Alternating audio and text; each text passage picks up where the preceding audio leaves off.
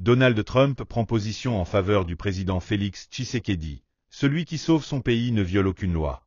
Donald J. Trump s'est exprimé avec clarté au sujet du leadership du président de la République démocratique du Congo, Félix-Antoine Tshisekedi. Dans une déclaration sans ambiguïté, il a salué les efforts du président congolais, affirmant que « celui qui sauve son pays ne viole aucune loi ». À travers cette prise de position, Donald Trump adresse un signal fort, en invitant Félix Tshisekedi à initier, sans attendre, une réforme constitutionnelle en profondeur. L'objectif visé, poser les bases d'un nouvel ordre politique, juridique et judiciaire, capable de porter durablement l'état de droit en RDC. Un État renouvelé, construit sur des fondations solides et démocratiques, prêt à entrer dans une nouvelle ère de partenariat stratégique avec les États-Unis d'Amérique. Cette nouvelle vision pourrait déboucher sur un accord de coopération historique entre les deux pays, inspiré du modèle du plan Marshall, 1945-2025, qui avait permis la reconstruction des pays européens après la Seconde Guerre mondiale.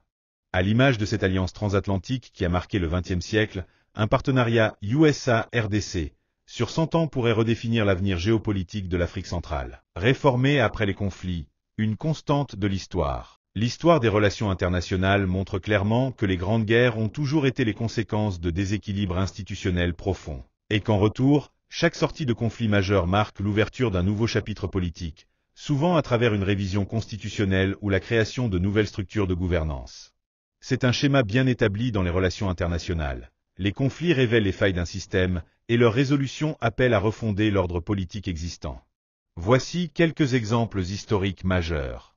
Première Guerre mondiale, 1914-1918. Le conflit a provoqué la chute de plusieurs empires, ottomans, austro-hongrois, allemands, et entraîné une reconfiguration des frontières et des régimes. Plusieurs pays ont révisé leur constitution pour répondre aux nouveaux équilibres. La Société des Nations a vu le jour pour instaurer un cadre de dialogue et éviter de nouveaux conflits mondiaux. Seconde Guerre mondiale, 1939-1945. La fin du conflit a débouché sur une nouvelle organisation mondiale. L'ONU a été créée, tandis que les États-Unis et l'URSS ont émergé comme superpuissances, structurant un ordre bipolaire. De nombreuses constitutions ont été modifiées pour intégrer de nouvelles règles démocratiques, sociales ou économiques. Fin de la guerre froide, 1989-1991.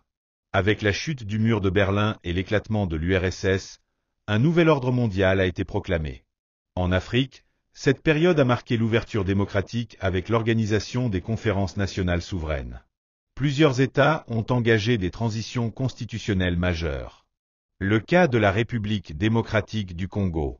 Depuis plus de 30 ans, la RDC vit une guerre d'agression multiforme, menée par des groupes armés et des puissances régionales, en particulier certains acteurs politiques et militaires de la région des Grands Lacs, en lien avec la communauté Tutsi de l'East African Community, EAC. Ces agressions successives ont révélé des faiblesses institutionnelles graves, notamment dans la gouvernance, la justice et la sécurité. Face à cette situation, 5 anciens premiers ministres congolais ont décidé de se réunir pour appeler à une réforme constitutionnelle structurée. Il s'agit de Léon Kengo Wadondo, Norbert Likulia Bolongo, Évariste Mabi Mulimba, Adolphe Musito et Sami Badibanga. Le 15 janvier 2025, ces anciens chefs de gouvernement ont publié une déclaration conjointe à l'issue d'une réunion à Kinshasa. Ils y expriment leur plein soutien à l'initiative du président Félix Tshisekedi, qui envisage la création d'une commission nationale chargée d'évaluer les dysfonctionnements de la Constitution actuelle, promulguée en 2006. Dans leur communiqué, ils affirment que les crises politiques à répétition, les agressions militaires et les chaos institutionnels tirent en grande partie leur origine de failles juridiques non résolues dans la loi fondamentale. Ils estiment qu'il est désormais nécessaire d'engager un processus de réforme courageux, dans l'intérêt supérieur de la nation. Une volonté de contribuer au débat national. Les 5 anciens premiers ministres affirment leur disponibilité à prendre part activement au débat constitutionnel, en apportant leur expérience, leur expertise et leur vision. Ils se disent favorables à des réformes de fond qui permettront de stabiliser durablement les institutions, de renforcer la souveraineté nationale et d'éviter la reproduction des crises. Ils dénoncent par ailleurs les multiples agressions militaires dont la RDC continue d'être victime dans sa partie orientale. Ils saluent les efforts du chef de l'État, tant sur le plan diplomatique que militaire, et l'encouragent à poursuivre cette dynamique jusqu'à la résolution complète de la crise. Les anciens premiers ministres appellent également l'ensemble du peuple congolais à soutenir les forces armées de la République démocratique du Congo, FARDC, dans toutes leurs opérations de défense du territoire.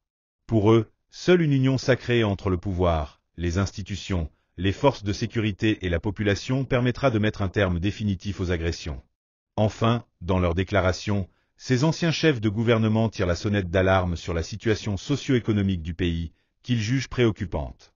Ils appellent à une réponse rapide face aux souffrances que subissent les populations et les agents de l'État, victimes collatérales d'un contexte institutionnel fragilisé.